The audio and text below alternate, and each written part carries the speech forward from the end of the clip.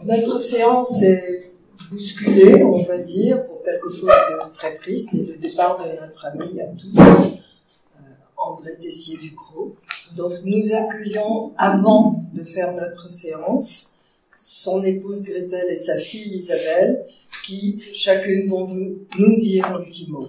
Et nous commencerons la séance ensuite, si vous voulez bien, après 1 minute de silence quand elles auront terminé.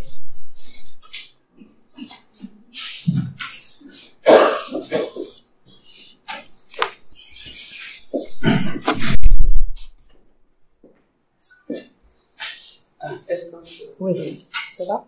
Non, ça va comme ça. Alors, bonjour, je peux dire mes amis, parce que pour André, ici, cette séance, une fois par mois, c'était le plus important pour lui, pour avoir son cerveau et tout son esprit ensemble. Et je pense qu'il aime vivre toute sa vie comme une étudiante pour apprendre. Et il avait soif du fin de l'apprendre. Et ça lui reste très jeune dans son esprit. Et je trouve c'est ce que vous avez ici, c'est vraiment un trésor que vous avez ici. Quelque chose qu'on vive encore, parce que quand je suis la première fois été chez vous, c'était après le mort de Monsieur, comment il s'appelait, le notaire de Vigo. Reboul. C'était un peu en mourant, votre. Et maintenant, c'est tellement vivant, j'aime bien. Il y avait aussi toujours aller ici. Et moi, j'étais pas toujours, parce que je travaillais encore en Allemagne. Et pour lui, c'était quelque chose qui pouvait toujours recevoir aussi des idées. Mais à la fin, on était très d'accord, nous deux. Nous nous sommes rencontrés en 2008 et nous nous avons mariés en 2009. Et le 18 novembre, on était à Strasbourg. Il m'a dit sa dernière conférence aux étudiantes, masterclass du droit. C'était un groupe international et tout lui aimait parce qu'il parle de la financiarisation. Quand on était bien, il y avait des étudiants du Gabon, de Sri Lanka, de tout le monde qui l'aimait beaucoup. Et c'était très mouvant pour lui. Et c'était la dernière fois et nous étions après à la Froide et nous sommes revenus ici. Et tout à coup, il était devenu malade et entre 3 jours, avec une pneumopathie, à l'hôpital du Gauche. Il a laissé, je ne pouvais rien faire. Et pour moi, c'était, waouh, comme médecin, on ne peut plus aller. C'était très dur, mais j'ai reçu quelques mots, je crois, c'est de mon ami de l'école, comme nous étions jeunes. Il a écrit le meilleur. Et je trouve que c'est dans l'esprit ici, et pour moi aussi, c'est le meilleur tombeau de mort, c'est le cœur de vivant. Et je trouve ça, je ne veux pas dire beaucoup plus que seulement. Je vous remercie aussi. Comme ça, il n'était pas devenu vieux. Et on ne l'aura pas aujourd'hui pour poser la première question. Hein. Pardon ? On ne l'aura pas aujourd'hui pour poser la première question. Oui, c'est ça. C'était toujours lui qui posait la première. Isabelle.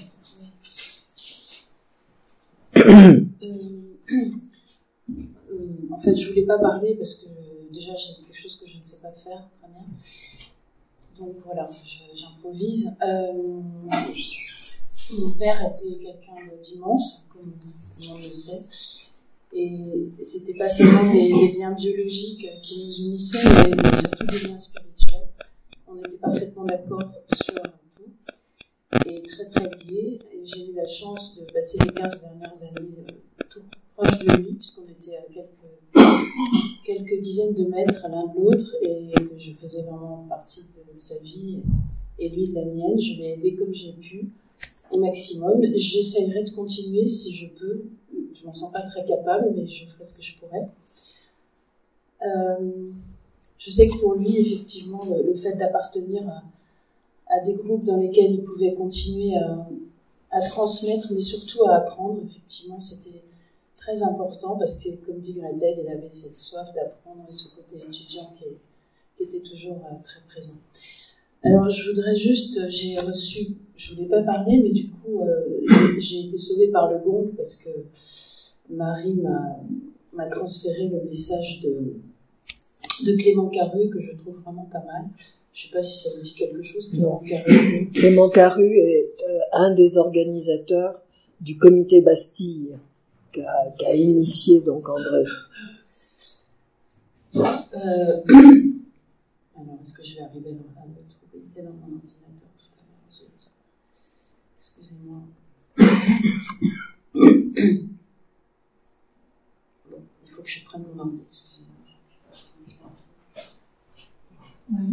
Oui. Est-ce que le micro est ouvert? Oui. Donc, chers amis du comité Bastille,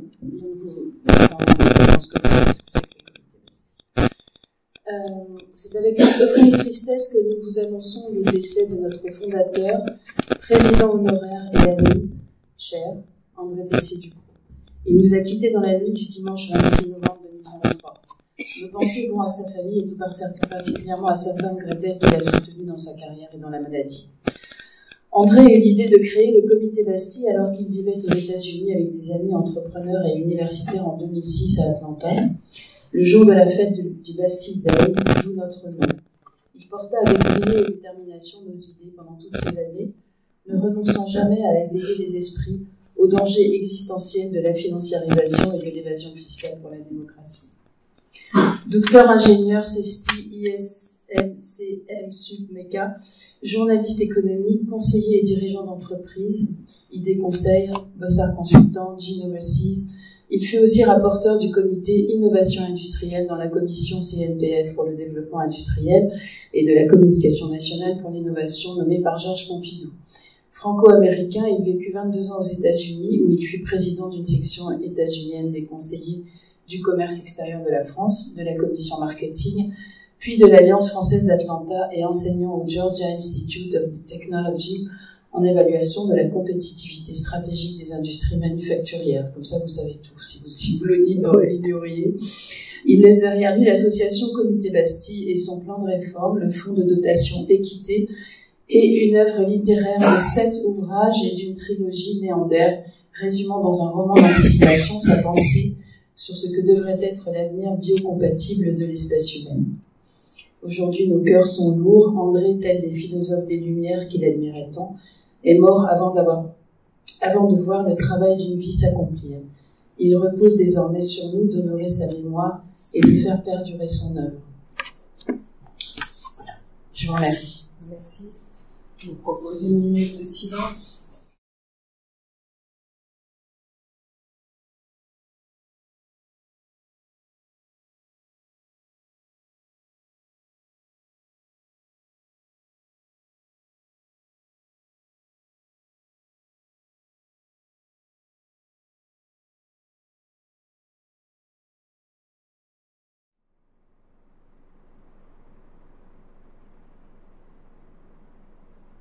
Il s'agit d'un petit cérémonial traditionnel qui comprend une communication de réception avec éloge du prédécesseur sur le fauteuil concerné, puis l'accolade de la présidente, très important. Cette tradition remonte à la nuit des temps et fait l'originalité de la plupart des académies savantes. Nous accueillerons tout d'abord 2 membres que vous connaissez bien pour les avoir écoutés en septembre et octobre, Michel Monod et Lambert Lucas. Leur communication vient donc d'être faite et nous leur avons attribué des fauteuils dont l'éloge des occupants précédents a déjà été donné à l'Académie. Puis nous écouterons Monique Cavalier nous parler du système de santé en France. Ce sera sa communication de réception dans l'Académie qui nous permettra de l'accueillir en fin de matinée. Et nous prendrons l'apéritif ensuite et le repas dans cette bergerie. Comme il n'y a qu'une vingtaine d'inscrits, je suis désolée, je ne pourrai pas rester au déjeuner. Je suis consignée grand-mère à Paris. Voilà. c'est une autre activité, mais elle est assez intense. Voilà, je passe la parole à notre estimé secrétaire perpétuel. Merci, notre estimée présidente. Est-ce que je parle dans le micro ou on m'entend sans le micro? Alors, donc on va baptiser deux nouveaux membres. Donc cette petite cérémonie sympathique, un petit peu désuète, mais nécessaire, car aujourd'hui nous devons être comme la femme de César et ne prêter le flanc à aucune critique, et vous savez d'où elle vient. Alors on va commencer avec Michel Monod. Alors Michel Monod est ingénieur de l'Institut national des sciences appliquées, l'INSA, bien connu, mais il est aussi technicien des bâtiments de France. Alors, il a donc une carrière tout à fait particulière, parce qu'il il a commencé comme ébéniste restaurateur, ce qui n'est pas le premier poste habituel d'un ingénieur des techniques. Et puis il a été directeur de la filature du Mazel, directeur du musée de la soie à Saint-Hippolyte-du-Fort, et puis délégué général du château de Portes. Alors aujourd'hui il est retraité, il est administrateur de la Fédération des stations vertes, il est aussi adjoint à la mairie de Val-d'Égoal, et n'essayez pas de déjeuner avec lui à Valrome, parce que vous allez être interrompu en permanence par les gens qui passent, qui lui disent bonjour, donc on ne peut pas discuter avec lui. Et il faut, si vous voulez discuter avec lui, il ne faut pas que ce soit à Val-d'Égoal, tellement il est populaire dans son village. Alors, Michel est passionné par le patrimoine naturel et historique. Il est un acteur inlassable de la défense et de la préservation des traditions, du patrimoine et de la nature spéciale.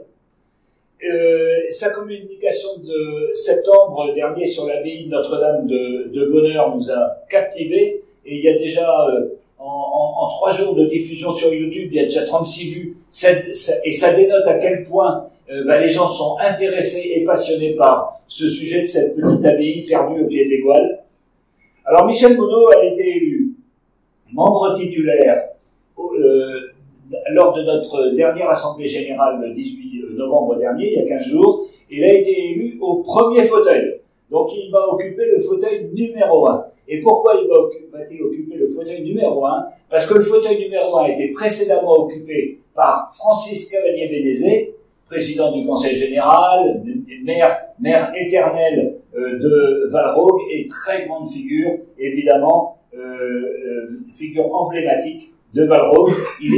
Francis Cavalier-Bénézé, qui était membre bien sûr de l'Académie, est décédé en 2014. Son hommage a déjà été fait, et comme son hommage a déjà été fait, ça dispense Michel de faire l'hommage du prédécesseur sur son fauteuil, ce qui est la tradition de notre Académie. Et donc le fauteuil restera à Valrome, et donc Michel, si tu veux venir recevoir la célèbre accolade de la présidente, un moment inoubliable pour toi. Photo. Ma première. Attention au film.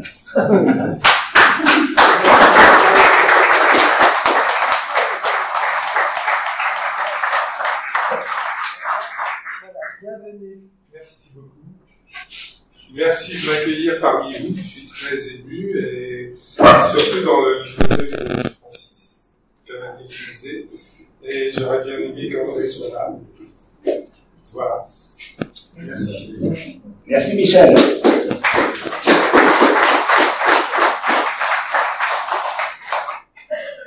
Notre second récipiendaire aujourd'hui est Lambert Lucas, aussi connu que Michel Monod à l'Académie. Alors Lambert, je redis, alors il nous a déjà fait deux conférences passionnantes. On a essayé de puiser tous ses souvenirs de 40 ans de professionnel, et je le présente une énième fois. Lambert est une des grandes figures de la Gendarmerie nationale, un des militaires les plus décorés de la Gendarmerie. Alors il est Saint-Cyrien, mais pas seulement Saint-Cyrien, il est aussi diplômé du collège il est diplômé de l'école de guerre et du collège de défense de l'OTAN. Il est général de corps d'armée, et il a commandé jusqu'en 2019 la gendarmerie de l'Outre-mer.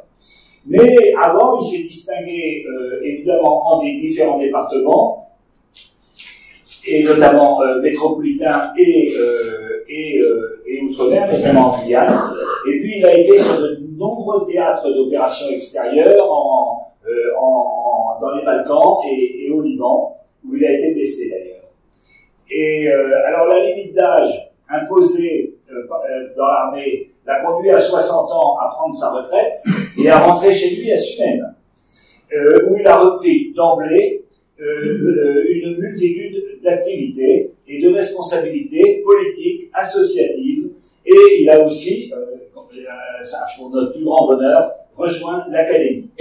Alors, lors de sa communication de réception, nous avons découvert l'organisation de la sécurité intérieure et les questions insolubles du maintien de l'ordre.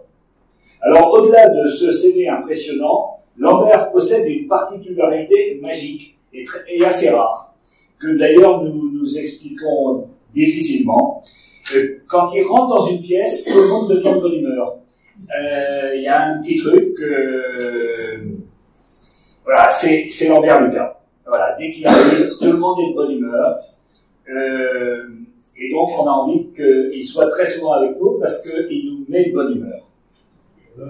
Lambert Lucas a été élu membre titulaire du 17e fauteuil de l'Académie, le 18 novembre dernier, lors de notre Assemblée Générale. C'est un fauteuil qui était précédemment occupé par Jean-François Zorn et qui a été libéré lors du passage à l'honorariat de Jean-François Zorn, notre ancien secrétaire perpétuel. L'éloge de Jean-François Zorn a déjà été fait lors de son départ, et donc Lambert Lucas, comme Michel Monod, sont dispensés de l'hommage de l'occupant précédent du fauteuil. Et donc, Lambert, si tu veux venir recevoir l'accolade de ta présidente, le moment est arrivé.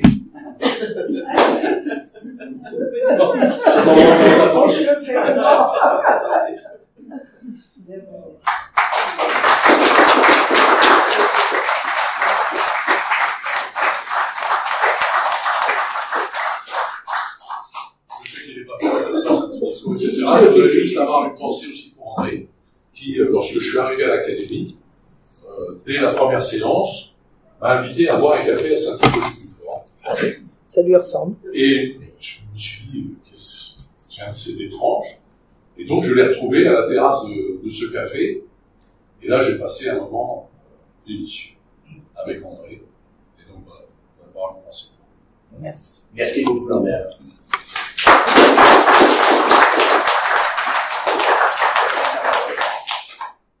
Moi, je vais présenter Monique Cavalier. Nous nous sommes, juste pour la petite histoire, rencontrés pas du tout dans des secteurs, on va dire, professionnels. Nous sommes rencontrés dans un cercle de mécènes de l'opéra. Il y avait une discussion autour de la table avec des gens extrêmement sérieux et qui disaient peu de choses d'intéressantes. Et nous nous sommes regardés toutes les deux et en 2 minutes, nous étions amis. Voilà, c'était ce qui... Alors maintenant, donc Monique va nous faire une conférence, c'est la suite des 2 autres conférences que nous avons eues, sur les politiques publiques nationales. Donc vous la connaissez, vous l'avez déjà vue, elle vient régulièrement à nos sessions. Donc Monique Cavalier, juriste, diplômée de l'École des hautes études de la santé publique, un doctorat de l'École centrale de Paris. Si il y a des erreurs, Elle a consacré sa carrière à la santé publique comme directrice d'hôpitaux, puis directrice générale d'agences régionales de santé en Bourgogne, Midi-Pyrénées et Occitanie. Elle est aussi présidente du comité d'organisation de l'Agence technique de l'information sur l'hospitalisation qui définit l'organisation technique et financière des hôpitaux. Fichtre. Enfin, elle est chevalier de la Légion d'honneur et de l'Ordre national du mérite. Elle possède la médaille d'or sanitaire et sociale. Et on va lui en donner une autre. Hein. On va inventer. Quelqu'un nous a proposé d'ailleurs d'avoir une médaille de l'Académie. Et Antoine y réfléchit. Je vais donc lui passer la parole. Nous la verrons 2 fois aujourd'hui. ce qui est un peu exceptionnel. Elle va nous parler du système de santé et ensuite nous ferons l'accueil de Monique Cavalier en tant que membre de notre académie. Monique, si tu veux bien.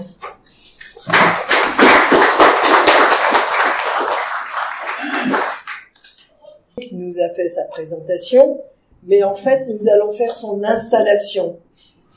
Donc, maintenant, je voulais vous dire que donc elle a été élue samedi 18 novembre comme ses confrères. Nous lui avons attribué le 2e fauteuil de l'Académie. Précédemment, c'est quoi? Je m'étais trompé, j'avais collé le 3e, mais... Mais elle n'a pas accepté. Voilà. Précédemment occupé par Lucie Aubrac, que tout le monde connaît, puis Jacques Poujol, résistant du maquis et Goual-Cévennes, et célèbre historien du protestantisme, et enfin par Guy Boisson, décédé en début d'année, beau-frère de notre confrère Frédéric Boyer. Comme le veut la règle, Monique Cavalier va nous présenter en 2e partie donc, l'éloge de Guy Boisson, et ensuite nous aviserons sur la connaissance. Si l'éloge réussit. Si l'éloge réussit. Je ne sais pas s'il sera réussi, mais en tout cas, c'est finalement cette tradition d'éloge. Je me suis dit, en venant ce matin, que ça fait plutôt plaisir dans un monde où les éloges sont rares et où on a plutôt des déferlements de choses antipathiques et désagréables. Et c'est avec beaucoup de plaisir que je vais faire celui de Guy Boisson, que beaucoup d'entre vous ont connu, beaucoup mieux que moi. Mais malgré tout, dont je commence à percevoir un certain nombre de traits de la personnalité. Guy Boisson, je dirais, cévenol, enseignant, et homme ouvert aux autres, pour essayer de le caractériser. D'abord néo-Vigan, donc cévenol, en 1938, dans une famille de menuisiers. Il y passe ses premières années, puis fait des études à Beaucaire, au petit séminaire, puis à Nîmes, au grand séminaire.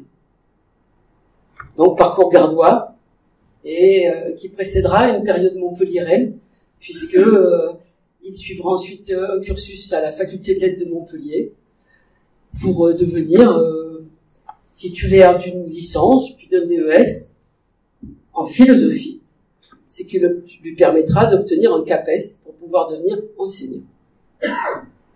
C'était l'époque du service militaire. Le ciel se passera au Dahomey, on dirait le Bénin aujourd'hui. Il y passera 2 ans en qualité de coopérant, dans l'enseignement bien sûr. Et cette carrière d'enseignant, il la commencera à Mende, à l'école normale, pour former les futurs enseignants, ce qui est une bonne mission. Et c'est à Mende qu'il préparera probablement l'agrégation, dont il sera lauréat, ce qui lui vaudra d'avoir ensuite une affectation à l'école normale de Montpellier, toujours à la formation des futurs enseignants, en philosophie notamment, et évidemment, et alors là j'ai besoin de mes notes, en psychopédagogie. Montpellier, c'est une ville où il a résidé avec sa famille évidemment de nombreuses années, et ça a été pour lui le temps de l'engagement. Engagé au Parti communiste français, où il restera jusqu'en 1985. Il rejoint l'équipe municipale alors dirigée par Georges Frêche. Et en qualité d'adjoint au maire, il sera en charge, bien sûr, des questions scolaires. Les questions scolaires dans une municipalité, c'est pas une petite affaire dans une ville, parce qu'il faut aussi s'occuper des cantines. Et en France, les cantines, on sait que c'est important. Donc, son engagement, évidemment, s'est manifesté dans tous ses aspects, évidemment les écoles et dans tous leurs aspects, y compris pratiques. Et puis, de 88 à 98, toujours enseignant en philosophie, il rejoindra le lycée Clémenceau, qui est un établissement que je connais bien, pour l'avoir fréquenté moi-même. Et donc, évidemment, il y enseignera la philosophie. Et puis, après cette carrière d'enseignant bien remplie, vient le temps de la retraite, qui est l'occasion finalement de rejoindre les Cévennes, à nouveau. Et là, il devient mandagounais, c'est-à-dire habitant de Mandagou, avec une partie de sa famille autour de lui. Et c'est pour lui l'occasion de retrouver aussi les Hauts-Cantons, et de marquer là un engagement dans le domaine de la culture, dans lequel il s'est beaucoup investi. Il faisait partie des amis du musée Fabre et avait plaisir à conduire et à accompagner un certain nombre de délégations depuis les Hauts-Cantons jusque dans ce musée et d'accompagner les visites. Et puis aussi, il est important de rappeler que l'enseignant qu'il a été était aussi un chercheur. Il a transcrit les notes de John Locke, qui racontait son périple dans le Languedoc, et il en a tiré un ouvrage qu'il a coécrit avec Marie Rivet, donc sur les carnets de voyage à Montpellier, dans le sud de la France, de John Locke, 1676-1679. Je voudrais rappeler aussi que son engagement local l'a conduit à s'intéresser aux statues qui sont au Vigan. Les 2 statues. Maya va nous dire lesquelles. Non. Trier d'Assas quand même. Voilà. Voilà. Et donc, il s'est intéressé aux conditions d'édification de ces statues. Et donc, on voit là l'illustration de sa curiosité naturelle, je crois, et appréciée. Et puis, il a été élu membre titulaire de l'Académie des Hauts-Cantons en 2011, faut-il le rappeler. Témoin là aussi de son engagement dans la vie locale. Et enfin, je voudrais dire que pour avoir discuté évidemment de sa personnalité ces derniers temps, évidemment avec son beau-fils naturellement, mais aussi avec ses voisins, je voudrais rappeler et souligner combien il a été une personne appréciée, une personnalité pleine d'humour, ouverte aux autres, très vivante, combien ses voisins, dont il se trouve que certains me touchent de près, m'ont raconté avec un bon sourire combien il était à Mandagou une figure locale, que son sac à dos, qui accompagnait ses pérégrinations sur les chemins des Cévennes, l'ont ont marqué ceux qui l'ont vu, et puis combien ses promenades avec sa chienne Merline ont aussi amusé ses voisins. Alors pourquoi elle s'appelait Merline, cette chienne? Parce qu'elle aurait pu être un mâle et s'appeler Merlin, et que tout naturellement, comme elle s'est trouvée être une femelle, elle s'est appelée Merline. J'ai trouvé ça tellement joli que je n'ai pas résisté au plaisir de vous le raconter. Et enfin, et j'en terminerai par là, je voudrais dire que je pense que quand il s'est trouvé dans la situation qui est la mienne maintenant, celle de faire l'éloge de son prédécesseur, qui était Jacques Poujol, je pense qu'il a dû avoir aussi une pensée émue pour celle qui l'avait précédé, Lucie Aubrac. Merci.